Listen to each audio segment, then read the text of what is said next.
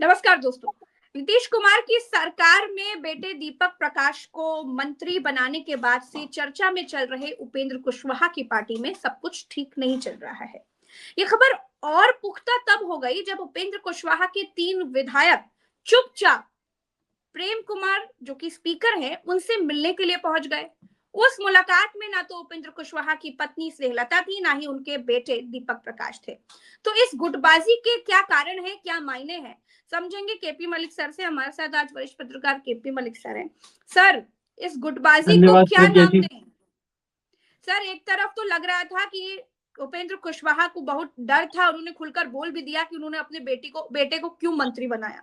और अब तो जिस डर से उन्होंने अपने बेटे को मंत्री बनाया, जीन्स शर्ट में तड़ातड़ी में, अब वो डर तो और खुलकर सामने आ गया है।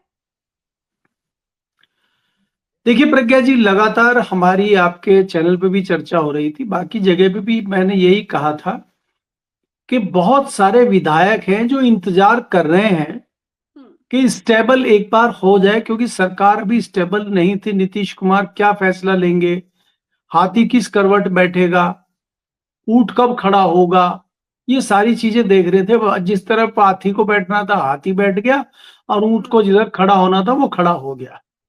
बात ये थी कि नीतीश कुमार कहीं ऐसा तो नहीं है कि नया कुछ गेम करके फिर आरजेडी के साथ सरकार बना लें और हम अभी भाजपा के साथ चले जाएं तो हम सत्ता से बाहर रह जाएं। क्योंकि जो छोटी पार्टियों के या इंडिपेंडेंट विधायक होते हैं उनको सत्ता के साथ जाना होता है। अब आप देखिए कि अब तो ये शुरुआत हुई है, सबसे ज्यादा कमजोर कड़ी कुशवाहा की पार्टी थी जो सबसे पहले टूटने वाली थी, और उन्होंने इस बात की आशंका सबसे पहले जता दी थी। इसी चीज को रोकने के लिए लगातार वो प्रयास कर रहे थे, और इसी प्रयास में उन्होंने अपने बेटे को मंत्री बनाया था, अपनी पत्नी को विधायक का टिकट दिया था, खुद राज्यसभा में जाने की तैयारी कर रहे थे। अब वो और क्या करें, अब अपने साले को और सालियों को ले आते तो वो शायद ना भागते। अब आप जो बच गए उनके 3 विधायक, वो तीनों विधायक आज स्पीकर साहब से मिल लिए हैं और जाने की तैयारी उनकी हो गई है। भारतीय जनता पार्टी का अगला जो दमन चक्र चलेगा उसमें कुछ कांग्रेस के विधायक होंगे, उसमें कुछ ओवैसी के विधायक होंगे, उसमें बसपा के विधायक भी हो सकते हैं, लेकिन वो मुस्लिम समाज से हैं तो शायद इस वजह से उनकी मजबूरी है नीतीश के साथ रहना। जो मुस्लिम समाज के हैं वो भारतीय जनता पार्टी के साथ खुलेआम नहीं जा सकते, तो वो नीतीश कुमार के साथ आ जाएंगे।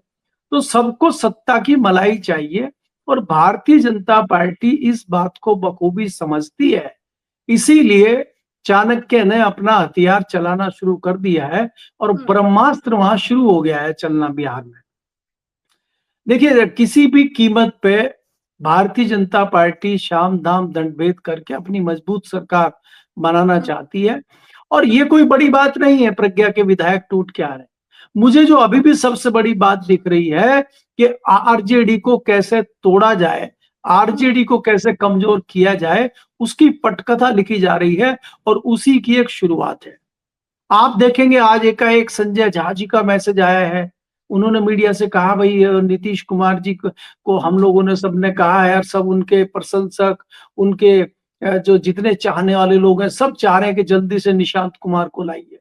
निशांत कुमार को लाके आप उसको वो बनाना चाहते हैं, अर्जुन के लड़के का क्या नाम था जिसको चक्रव्यूह में घुसा दिया था, अभिमन्यु। उसको अभिमन्यु बना के आप लाना चाहते हैं, और अभिमन्यु से आप लड़ाई जीतना चाहते हैं, क्योंकि नीतीश कुमार से तो आप लड़ाई नहीं जीत पाएंगे। पहले भीष्म पितामह बना के नीतीश कुमार के हाथ बांध दो, और फिर तीरों से उसको छलनी करके घायल करके साइड पर रख दो, और उसके बाद अभिमन्यु को जीतना तो हमारे लिए आसान है, क्योंकि हम ऐसा चक्रव्यूह बिछाएंगे कि जिसमें अभिमन्यु फंस जाएगा, और अभिमन्यु की हत्या, जिसको मैं कहूंगा राजनीतिक हत्या, पहले ही हो जाएगी उसको राजनीतिक बनने से पहले। तो ये प्लान भारतीय जनता पार्टी का है, और मुझे लगता है कि भारतीय जनता पार्टी काफी हद तक इसमें कामयाब हो चुकी है, और काफी हद तक इसमें कामयाब होती हुई मुझे दिखाई दे रही है। मैं बार बार आपके चैनल पे भी आशंका जाहिर कर रहा था कि देखिए, भारतीय जनता पार्टी स्पीकर सिर्फ और सिर्फ इसलिए अपना लाना चाहती है कि स्पीकर की भूमिका विधायकों को तोड़ने में सबसे महत्वपूर्ण होती है, और उन्हीं का डिसीजन अंतिम डिसीजन होता है। अब थोड़ी देर अगर आप बिहार से महाराष्ट्र की तरफ चलेंगी, सेम तस्वीर बिहार में साफ हो गई है। बिहार में शिंदे जी जो हैं, अब वो चौराहे पे खड़े हुए नजर आ रहे हैं, उनके आधे इधर जाओ आधे उधर जाओ और बाकी हमारे साथ आओ, तो जब वो बाकी कह के पीछे मुड़ के देखते हैं तो अकेले खड़े दिखाई देते हैं। उनकी पार्टी खत्म। भारतीय जनता पार्टी में डोरे डाले। देखिए, अगर आप बात करें शिवसेना की, तो ठाकरे साहब को तोड़ना इतना आसान नहीं होता, लेकिन आपने उद्धव ठाकरे को तोड़ दिया। उद्धव ठाकरे की राजनीतिक हत्या आपने कर दी, क्योंकि वो राजनीति के माहिर खिलाड़ी नहीं है। यही काम आप बाला ठाकरे के साथ क्यों नहीं कर पाए? तो सेम स्थिति ये है कि नीतीश कुमार के साथ भारतीय जनता पार्टी वो गेम नहीं कर सकती जो नीतीश कुमार के बेटे निशांत कुमार के साथ कर सकती है। इसलिए इनको जल्दी है कि निशांत कुमार को जल्दी से लाया जाए और जल्दी उसको मंत्री संतरी डिप्टी सीएम जो भी बनाना है उसको खटाखट बनाइए, ताकि जल्दी से उसको निपटाया जा सके। ये रणनीति भारतीय जनता पार्टी की है जी। लेकिन सर, एक तरीके से ये भी कहा जा रहा है कि ये नीतीश कुमार का मास्टर स्ट्रोक होगा। अगर निशांत कुमार की एंट्री होती है तो ये नीतीश कुमार का मास्टर स्ट्रोक होगा, क्योंकि निशांत एक बेहतर तरीके से उनकी पार्टी को संभाल सकते हैं, वो भी तब जब नीतीश कोई फैसला खुद नहीं ले पा रहे हैं। देखिए प्रज्ञा, अगर हम देखें, नीतीश कुमार अगर पीछे हटते हैं और निशांत कुमार को लेके आते हैं, तो निशांत कुमार राजनीति के उस प्रकार के मंजे हुए ड्राइवर नहीं है जैसे नीतीश कुमार हैं। उनकी गाड़ी का एक्सीडेंट होना वाजिब है, और कहीं भी उनकी गाड़ी का एक्सीडेंट कभी भी हो जाएगा, क्योंकि जो उनकी गाड़ी में उनके साथ बैठे होंगे वो उनको मिसगाइड करेंगे। कोई कहेगा लेफ्ट मोड़ दो, कोई कहेगा राइट मोड़ दो, और उस गाड़ी का एक्सीडेंट होना आसान हो जाएगा। आप देखिए, आज की परिस्थितियों में जो इलेक्शन बिहार में हुआ है, इसकी कमान तेजस्वी यादव के हाथ में थी। अगर कहीं ये कमान लालू प्रसाद यादव के हाथ में होती, क्या आप नहीं मान सकते कि इसके नतीजे कुछ और होते? क्या लालू प्रसाद यादव की अगर हेल्थ की स्थिति सही होती, क्या नतीजे यही होते? तो उसके परिवार से ही चीजें निकल के आ रही हैं कि परिवार में ही ठीक ठाक मामला नहीं है। तो नीतीश कुमार के पीछे हटते ही निशांत कुमार का शिकार करना भारतीय जनता पार्टी के लिए बहुत आसान हो जाएगा। इसीलिए भारतीय जनता पार्टी और उनके जितने गुर्गे हैं वो सब इस कोशिश में है कि जल्दी से जल्दी नीतीश कुमार को हटा के निशांत कुमार को कमान सौंपी जाए, ताकि उनका शिकार आसानी से कर लिया जाए, जो भारतीय जनता पार्टी उनका शिकार करना चाहती है। और देखिए, ये बात हो गई बिहार की प्रज्ञा। अब आप इससे बिहार से अगर आप दिल्ली की तरफ चलेंगे, दिल्ली में एक बड़ा खेल चल रहा है, जिसकी बानगी आप पिछले 2-3 दिन 4 दिन से देख रहे हैं, जो मीडिया को पता चली है। हालांकि वो लगभग 14-15 नवंबर से चलना शुरू हो गया था, जिसका धीरे धीरे तस्वीर साफ हुई है, आपको भी पता चला है। कई इस्तीफे हुए हैं, कई लोगों को हटाया गया है, पीएमओ की गड़बड़ी हो रही है। तो यहाँ पे जो मैं आपको अक्सर कहता था चैनल पे, क्योंकि शुरू में तो लोग हम पे विश्वास करते नहीं है, मैं लगातार कहता था कि लखनऊ में और दिल्ली में तल्खी है, लखनऊ की और दिल्ली की लड़ाई है। और बीच में मैंने आपको ये कहा था कि एक बार संजय जोशी और अमित शाह की मीटिंग भी हुई है, बातचीत भी हुई है, और वो जो रणनीति है नंबर 1 और 2 की, अब वो भी खुल के सामने आ रही है। क्योंकि नंबर 2 को ये लगने लगा है कि नंबर 2 को 75 बनने के बाद 75 पे आप जो है मार्गदर्शक मंडल में चले जाएंगे और नंबर 2 को कमान मिलेगी। और अब आप जो है बेईमानी कर रहे हैं, अपने वायदे की खिलाफी कर रहे हैं, तो वायदा खिलाफी पे बहुत नाराज है नंबर 2। और वो नंबर 2 जो है वो कुछ गेम करना शुरू उन्होंने कर दिया है। तो आपको आने वाले समय में बहुत बड़ी बड़ी चीजें दिखाई देंगी, क्योंकि नंबर 2 अगर भिड़ गए हैं तो नंबर 2 के पास मसाला बहुत है। और आपको भारी, चाहे वो नीतीश कुमार हो, चाहे वो लालू यादव हो, और चाहे वो शिंदे हो, चाहे वो राहुल गांधी हो, चाहे मल्लिकार्जुन खड़गे हो, इनके ब्रह्मास्त्र की जरूरत ही नहीं पड़ेगी, क्योंकि अंदर ही परमाणु बम रखा हुआ है और वही ऐसा विस्फोट करेगा। परमाणु बम तो न जाने कब से फटने को राह देख रहा है, लेकिन फट नहीं पा रहा है। नहीं, हर एक चीज का प्रज्ञा एक समय होता है, हर एक चीज का एक मौका होता है। अभी वो मौका आया नहीं है। अभी धीरे धीरे ये है कि पहले चेतावनी दी जाती है, फिर धमकाया जाता है, फिर समझौता करने के लिए लोग जाते हैं। जब सारी चीजें फेल हो जाती हैं, तब विस्फोट होता है। अभी विस्फोट होने में समय है, लेकिन आपको छोटी-मोटी चिंगारी, छोटी-मोटी झलकियाँ दिखनी शुरू हो गई हैं, जो अब लगातार आपको आने वाले समय में दिखेंगी। आप क्या उम्मीद करते थे? जो खबरें आपने 2 दिन पहले देखी हैं, पढ़ी हैं, इनकी कहीं उम्मीद थी आपको? भारतीय जनता पार्टी में से इस तरह की खबरें निकलना एक संदेश देता है कि अंदर खिचड़ी पक रही है और सब कुछ ठीक नहीं है अंदर। सीधे-सीधे पीएमओ के ऊपर वार करना और सीधे-सीधे पीएमओ को जवाबदेही ऐसी कर देना कि जवाब देते नहीं बन रहा है, आपको उगलते नहीं बन रहा है, आपको ऐसी स्थिति में लाके खड़े कर देने का मतलब है कि अंदर बहुत स्थितियां खराब हैं और ये अंदर के लोग ही कर रहे हैं, बाहर वालों की तो हिम्मत है ही नहीं। तो अगर अंदर से चीजें शुरू हो गई हैं, तो इसका मतलब आप समझ लीजिए। हम आपके चैनल पे बार-बार कहते थे कि क्या ऐसे हीरे लटके हुए हैं हरदीप पुरी जी में कि वो तीसरी बार मंत्री हैं? क्या ऐसी खासियत है विदेश मंत्री में कि उनको पहले विदेश सचिव और बाद में विदेश मंत्री बना दिया गया है? तो उनकी खासियत के तो अब साफ-साफ तस्वीर आ गई है कि उनमें क्या खासियत है। ऐसी खासियत भारतीय जनता पार्टी के 20 साल, 25 साल, 40 साल पुराने सांसदों में तो ये खासियत है नहीं। तो इसलिए उनको बनाया गया। अब हमें भी पता लग गया कि भाई इनको क्यों बनाया गया है। और तो कोई कारण हमें पिछले 11 साल से समझ में आ नहीं रहा था इनको बनाने का। अब हमें पता लग गया कि इनको क्यों बनाया गया है। और अब पता भी अभी कैसे लगा है, वो भी अंदर से ही पता लगा है। बाहर वाले तो पता लगा नहीं पाए।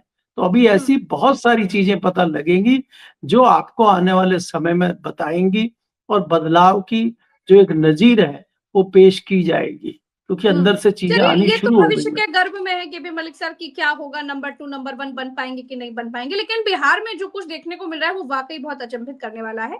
एक तरफ तो अगर नीतीश कुमार की बात करें तो वो तो हमेशा से परिवारवाद के खिलाफ रहे हैं, लेकिन अब संजय झा ने जिस तरीके से कह दिया है कि निशांत कुमार की एंट्री होगी, तो लग रहा है कि अभी लगभग तय हो गया है कि नीतीश कुमार के बाद जेडीयू अगर कोई संभालेगा तो वो निशांत ही होंगे।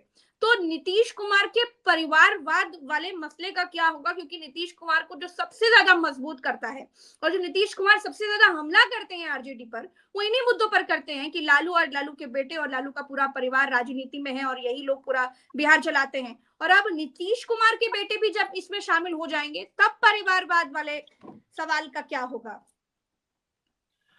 देखिए प्रज्ञा, अगर आप देखें नीतीश कुमार अब चाहे जो करें, नीतीश कुमार की पार्टी का बचना मुझे आसान नहीं लग रहा है।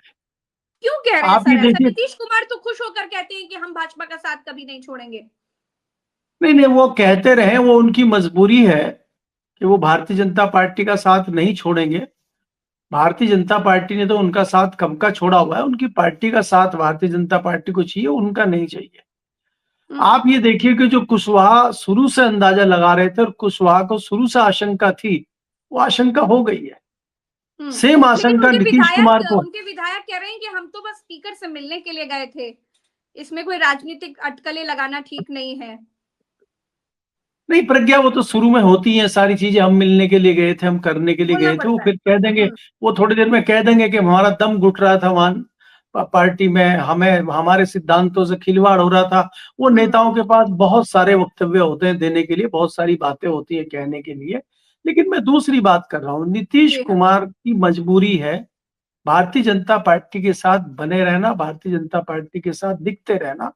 लेकिन वो भारतीय जनता पार्टी उनको मतलब नहीं चाहती। और भारतीय जनता पार्टी के क्या बोलेंगे, वो भारतीय जनता पार्टी के जो एक उनका रणनीति है, भारतीय जनता पार्टी की रणनीति है, उसके रास्ते में बहुत बड़ा रोड़ा नीतीश कुमार है।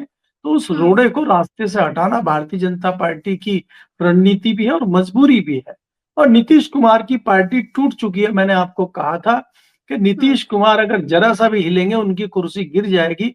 उनके तमाम विधायक हों, चाहे तमाम मंत्री हों, चाहे तमाम सांसद हों, अधिकतर भारतीय जनता पार्टी में जा चुके हैं, बस घोषणा होना बाकी है। जैसे आप शशि थरूर को देख रहे हैं कि शशि थरूर बहुत पहले भारतीय जनता पार्टी में जा चुके हैं, लेकिन उनका कहना यह है कि कांग्रेस हमें निकाले, हम तो नहीं जा रहे हैं। अब कांग्रेस उनको निकालेगी तो उनकी सदस्यता बची रहेगी और वो खुद जाएंगे तो उनकी सदस्यता जाती रहेगी। तो ये एक रणनीति होती है नेताओं की। तो इसीलिए नीतीश कुमार चाहते हैं कि भारतीय जनता पार्टी को जो करना है करे, और भारतीय जनता पार्टी ये चाहती है कि नीतीश कुमार खुद ही दूर हो जाए। तो ये रणनीति और ये नूरा कुश्ती दोनों तरफ से चल रही है, क्योंकि नीतीश कुमार अगर कुछ भी एक्शन लेते हैं, एक झटके में उनकी पार्टी टूट जाएगी। इसलिए नीतीश कुमार चुपचाप जब तक चल सकते हैं, जितनी देर चल सकते हैं, वो कोशिश कर रहे हैं कि अपने संगठन को मजबूत करें, अपनी पार्टी को बड़ा करें, अपने जो विश्वास पात्र हैं, अपने जो सहयोगी संगी साथी हैं, उनके साथ मिलकर संगठन को मजबूत करने की वो कोशिश कर रहे हैं। इस कोशिश में वो कितने कामयाब होंगे, इस कोशिश को वो कहां तक लेके जाएंगे, अब ये तो आने वाला समय ही बताएगा। क्योंकि आपको एक और इशारा मैं कर देता हूं कि अब भारतीय जनता पार्टी को नीतीश की और चंद्रबाबू नायडू की भी बहुत ज्यादा जरूरत या बहुत ज्यादा चिंता नहीं रहेगी। वो कुछ ऐसे नए हथियारों को साधने जा रही है भारतीय जनता पार्टी कि अब उनको इनकी बहुत ज्यादा जरूरत पड़ेगी नहीं। देखिए, हमारे जो सूत्र बता रहे हैं, हमारी जो सूचना ये है कि भारतीय जनता पार्टी ने तय कर लिया है कि भले ही उनको ममता बनर्जी को जिताना पड़े, और ममता बनर्जी से सिर्फ उनकी मीटिंग इस प्रकार की होनी है कि आप कांग्रेस का साथ मत दीजिए, आप कांग्रेस के साथ मत दिखिए, आप लोकसभा में अपने सांसदों को चुप रहने के लिए कहिए। अगर वो कांग्रेस के साथ जाते हैं तो फिर हम आपको तंग करेंगे, और अगर वो कांग्रेस के साथ नहीं जाते हैं, अलहदा रहते हैं, तो आप अपनी सरकार आराम से वेस्ट बंगाल में बनाइए, हम आपको तंग नहीं करेंगे, लेकिन आपको कांग्रेस से दूर होना पड़ेगा। अब वो गठबंधन तो आप हमारे साथ इसलिए नहीं कर सकते क्योंकि आपका मुस्लिम वोटर है, तो ये रणनीति है। दूसरा, जो झारखंड के सीएम है, उनको भी आजकल कांग्रेस से थोड़ी सी तलखी है, तो उन पे भी भारतीय जनता पार्टी हाथ रखने की कोशिश कर रही है, और वो भी हो सकता है कि राजनीतिक रणनीतिक पैंतरेबाजी करते हुए सेंट्रल से फंड लेने के चक्कर में थोड़ी सी कांग्रेस से उचित दूरी ले लें। अब भले ही बाद में कोई जरूरत होगी, वहां पे वो कांग्रेस को समर्थन देंगे नहीं देंगे वो बाद की बात है, लेकिन आज वो कांग्रेस की से थोड़ा दूरी बना के और भारतीय जनता पार्टी से अपना फायदा उठाने के लिए एक रणनीतिक फैसला ले सकते हैं। हालांकि चर्चाएं उत्तर प्रदेश में भी इसी प्रकार की है कि भारतीय जनता पार्टी उत्तर प्रदेश में अखिलेश यादव को उनकी सरकार बनाने तक का त्याग कर सकती है, क्योंकि भारतीय जनता पार्टी को मजबूत समर्थन दिल्ली में चाहिए। अब समाजवादी पार्टी खुलेआम तो एनडीए में नहीं जा सकती है, लेकिन उचित दूरी कांग्रेस से तो बना सकती है ना वो अपने फायदे के लिए। तो उचित दूरी अगर समाजवादी पार्टी कांग्रेस से बनाती है, तो उसको भी अभयदान उत्तर प्रदेश में भारतीय जनता पार्टी देने को तैयार है। इस तरह की चर्चाएं भी दिल्ली के लुटियंस जोन में चल रही हैं। अब ये इनमें क्या हकीकत है, कहां तक चीजें होंगी, लेकिन ऐसा कुछ नहीं हो सकता, इससे तो मैं इत्तेफाक नहीं रख सकता। राजनीति है, राजनीति में कभी भी कुछ भी हो सकता है। जी, राजनीति में कभी भी कुछ भी हो सकता है, इसीलिए बंगाल में अचानक बाबरी का मामला इतना ज्यादा बढ़ जाना ये भी बहुत अचंभित कर रहा है। अचानक से हुमायूं कबीर, जो कि ममता बनर्जी की पार्टी के निलंबित विधायक हैं, वो बाबरी मस्जिद के तर्ज पर मुर्शिदाबाद में बाबरी मस्जिद बनवाने जा रहे हैं। इस पर बीजेपी लगातार हमले ममता बनर्जी पर कर रही है। चुनाव क्योंकि बंगाल में भी है, तो जरा उसको भी समझ ले सर कि इसके क्या मायने हैं। देखिए प्रज्ञा, जैसे मैंने कहा कि भारतीय जनता पार्टी वेस्ट बंगाल में बहुत ज्यादा इंटरेस्ट ले रही है, और उन्होंने ममता बनर्जी को ये दिखा दिया है कि इस बार हम जिस प्रकार से, चाहे वो नीतीश कुमार हो, चाहे वो आप दिल्ली में देखेंगे अरविंद केजरीवाल हो, हमने बख्शा नहीं है उनको। तो इसीलिए खतरा आपके ऊपर भी है, तो इसलिए आप हमारे साथ आइए। और वो खुलेआम इनके साथ नहीं आ सकती है, एनडीए की पार्टनर नहीं बन सकती हैं, तो आप रणनीतिक फैसला हमारे साथ करिए, आप कांग्रेस से दूरी बनाइए, हम आपको ढीला छोड़ देंगे। तो एक ब्लैकमेल करने की कोशिश ममता बनर्जी को भी भारतीय जनता पार्टी कर रही है। ये इस प्रकार की लड़ाइयां तो चलती रहेंगी। आज अगर आप पार्लियामेंट में देखते हैं तो कांग्रेस के बाद सबसे ज्यादा जो एग्रेसिव सांसद रहते हैं वो ममता बनर्जी के हैं।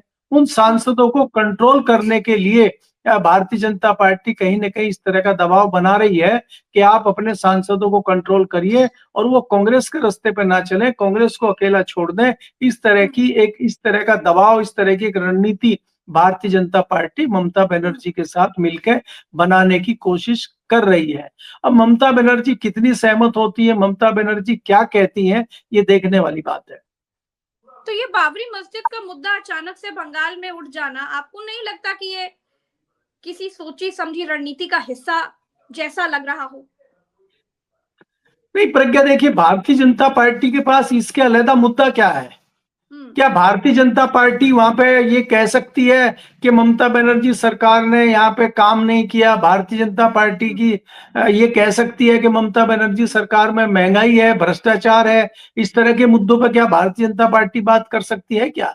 वो पहले अपने गिरेबान में झांक के देख ले। तो भारतीय जनता पार्टी के पास एक ही मुद्दा बचता है और उसी का फायदा उसको मिलता है, तो इसलिए वो इस तरह की चीजें वहां पे कर रही है। और उसी कमी को पूरा करने के लिए जो विपक्ष है, जो चाहे वो ममता बनर्जी हो चाहे उनके लोग हो, उनको भी फायदा उसी में दिखता है। और वेस्ट बंगाल तो बांग्लादेश का बॉर्डर का एरिया है, वहां पे तमाम इस तरह के लोग रहते हैं और हिंदू मुस्लिम के चुनाव के वहां पे अच्छा खासा फायदा भारतीय जनता पार्टी को भी मिल सकता है और ममता बनर्जी को भी मिल सकता है। तो दोनों अपनी रणनीति कर रहे हैं, दोनों अपनी नुरा कुश्ती कर रहे हैं। अगर अगर समाजवादी पार्टी अगर भारतीय जनता पार्टी का मुकाबला ममता बनर्जी को करना है तो उसको इस तरह की हरकतें और इस तरह की चीजें करनी पड़ेंगी। बाकी भारतीय जनता पार्टी से जीतने के लिए दूसरा ना कोई फॉर्मूला उनके पास है और ना भारतीय जनता पार्टी के पास है। तो फॉर्मूला तो यही बचता है हिंदू मुस्लिम वाला, और इसी तरह के नए नए पैतरे नए नए मुद्दे आएंगे और इन्हीं पर चुनाव होगा। क्योंकि आप जिस तरह से देख रहे हैं देश में जो हालात चल रहे हैं, आज शिक्षा का मुद्दा हो, महंगाई का मुद्दा हो, डॉलर का मुद्दा हो, कोई मुद्दा हो, ये मुद्दे कहाँ आम जनता में चल रहे हैं? बिहार में कौन से मुद्दे चले बताइए? रोजगारी का बिहार में सबसे ज्यादा बेरोजगार है, बेरोजगारी का मुद्दा चल पाया बिहार में? 10-10 हजार रुपए बटे और सब टूट के पड़े उस पर। ऐसा ही मामला अब वेस्ट बंगाल में हो जाएगा। अब जो है नई नई घोषणाएं भारतीय जनता पार्टी करेगी और नई नई घोषणाएं ममता बनर्जी करेगी और इसी पर चुनाव घूम जाएगा। बाकी चीजें सब बाहर धरी रह जाएंगी। तड़का लगाने के लिए इस तरह के नए नए चीजें आती रहेंगी जिनका जिक्र आप अभी कर रही हैं। अच्छा, हुमायूं कबीर के बारे में एक चीज पता चली है कि वो 2019 में भाजपा से चुनाव लड़े थे और टीएमसी से निष्कासित विधायक हैं और अब बाबरी मस्जिद बनाने जा रहे हैं। देखिए प्रज्ञा जी, देखिए प्रज्ञा जी, आप जो मेरे से कहलवाना चाह रहे हैं बात ये है कि उत्तर प्रदेश में कितनी सारी ऐसी जो लोग पूछना चाह रहे हैं नहीं, आप मेरे से थोड़ा डिकोड करवाना चाह रहे हैं कि उत्तर प्रदेश हो चाहे भारत के दूसरे हिस्से हो, जहां इस तरह की घटनाएं हुई हैं, जब उनकी जांच पड़ताल होती है तो बाद में कहीं ना कहीं उन लोगों का संबंध भारतीय जनता पार्टी से निकलता है। सीधे सीधे उसका मतलब ये है कि भारतीय जनता पार्टी पहले इस प्रकार का माहौल बनवाती है। कितनी मॉब लिंचिंग की घटनाएं उत्तर प्रदेश में हुई, बाद में पता चला कि इसमें भारतीय जनता पार्टी के लोग इन्वॉल्व थे। कई जगह अभी कुछ दिन पहले उत्तर प्रदेश में हुआ कि मंदिर में मांस फेंकने का काम हुआ और जब वो लड़के पकड़े गए तो वो लड़के हिंदू थे। तो वो किसके इशारे पे आए थे? वो किसको फायदा होने वाला था? अगर वहां दंगा हो जाता तो किसको फायदा होता? तो ये तमाम जो चीजें हो रही हैं, ये तो ये पॉलिटिकल पार्टी करवाती ही है, इसी से तो चुनाव है। इसीलिए तो मैं कह रहा हूं कि इनके पास दूसरे मुद्दों पे चुनाव करने के लिए कोई इनके पास ना रणनीति है, ना कोई इनके पास इस तरह की क्या बोलते हैं कोई तरीका है चुनाव लड़ने का। तो एक सीधा सीधा फॉर्मूला भारतीय जनता पार्टी का है और भारतीय जनता पार्टी वापस उसी मुद्दे पे आती हुई दिखाई दे रही है। और खासकर वेस्ट बंगाल में तो ये मुद्दे चलेंगे, ये तो बिहार में थोड़ा कम चलता है इस प्रकार का मुद्दा, इसलिए भारतीय जनता पार्टी ने बहुत ज्यादा इस मुद्दे को वहां नहीं भुनाया। अब आप देखिए कि जैसे ही वेस्ट बंगाल का चुनाव होगा, योगी जी के दौरे शुरू हो जाएंगे वहां पे और वो कह देंगे भाई जिसको दिक्कत है वो क्योंकि वहां बॉर्डर नजदीक है बांग्लादेश का, पहले तो पाकिस्तान कहते थे चले जाए, और वो कहेंगे जिसको दिक्कत है वो बांग्लादेश चले जाए, और फिर जितने हिंदू होंगे वो ताली बजाएंगे और जय श्री राम बोलेंगे और इलेक्शन हो जाएगा। अब तीसरे वो ये थोड़ी कहेंगे जाके कि हमने उत्तर प्रदेश में कानून व्यवस्था बहुत अच्छी कर दी है, हमने रोजगारी बढ़ा दी है, वहां पे बड़ा सस्ता है, भ्रष्टाचार बिल्कुल बंद कर दिया है और उत्तर प्रदेश के पैटर्न पे हम बंगाल को बनाना चाहते हैं, ये थोड़ी कहेंगे। वो तो जय श्री राम बोलेंगे वहां पे। वो तो कहेंगे कि जिनको दिक्कत है वो जाए बांग्लादेश चले जाएं। घुसपैठियों को बाहर निकाल दो, क्योंकि देखिए अभी सारे घुसपैठी जो दिल्ली में थे, दिल्ली का चुनाव खत्म हो बिहार चले गए। अब बिहार का चुनाव खत्म हो गया, पूरे भारत के घुसपैठिए आपको वेस्ट बंगाल में मिलेंगे। और वो तो वहां तो और भी अच्छा कहने के लिए, वहां तो रोहिंग्या भी है, वहां तो बांग्लादेश के वहां सचमुच कुछ लोग मिल जाए, क्योंकि बॉर्डर वाला एरिया है। और वहीं के जो बांग्लादेशी मुसलमान है उन्हीं को आप बोल दीजिए। भाई पश्चिम बंगाल में भी तो मुसलमान है, उनकी भाषा भी तो बंगाली है, तो उन्हीं को बीच बीच में कहीं कहीं पकड़ के बोलना शुरू कर दीजिए, यही है जो बाहर से आए हुए हैं, बांग्लादेशी हैं। भले ही बाद में वो पता चले कि नहीं नहीं ये तो यही बंगाल के रहने वाले मुसलमान है, तो बाद में पता चलेगा ना, माहौल तो एक बार बन ही जाएगा। तो राजनीति में इस तरह के भी लोहे को गर्म करके और अपना उल्लू सीधा करके निकल लेना भी तो भारतीय जनता पार्टी जानती है ना। तो इस तरह के सब फॉर्मूले आने वाले चुनाव में आपको दिखाई देंगे। जी चलिए, बहुत बहुत शुक्रिया केपी मलिक सर, आपने समय दिया। दर्शकों का भी बहुत बहुत आभार। फिलहाल के लिए इस चर्चा में इतना ही। आज हमने ज्यादा समय ले लिया केपी मलिक सर का, लेकिन फिर किसी नए मुद्दे पर बात करेंगे, किसी नए चर्चा पे बात करेंगे। अभी के लिए फिलहाल इतना ही। आपको ये चर्चा कैसी लगी कमेंट पे बताइएगा। अगर आपकी कोई राय हो तो वो भी कमेंट पे बताइएगा। फिलहाल के लिए इतना ही। नमस्कार, जय।